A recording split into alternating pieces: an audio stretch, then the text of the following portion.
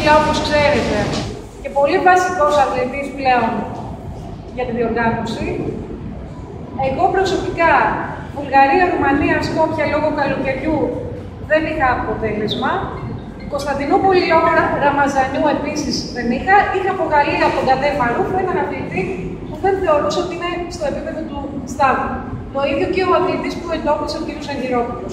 Δεν θέλαμε λοιπόν να φέρουμε έναν οποιοδήποτε αθλητή που δεν μπορεί κανείς σας να τον βρει στο YouTube, απλά για να πούμε ότι έγινε το παιχνίδι, γιατί ο Σταύρος πλέον έχει συγκεκριμένη στρατηγική και θα πέσει συγκεκριμένα με συγκεκριμένους αντιπάλους που θα έχουν όνομα, αναγνωρισιμότητα και θα είναι εισάξιοι και οι καλύτεροι από το δικό μας το επίπεδο, προκειμένου να εξελισσόμαστε και εμείς όπως πρέπει. Έχει κλειστεί αγώνας το Σεπτέμβρη στην Γαλλία, στη μεγαλύτερη διοργάνωση του Καντέ Μαρούφ, για να μην μείνει μετέωρη η προετοιμασία που έκανε. Στη συγκεκριμένη διοργάνωση μετά, αύριο το βράδυ λοιπόν, δεν θα αγωνιστεί.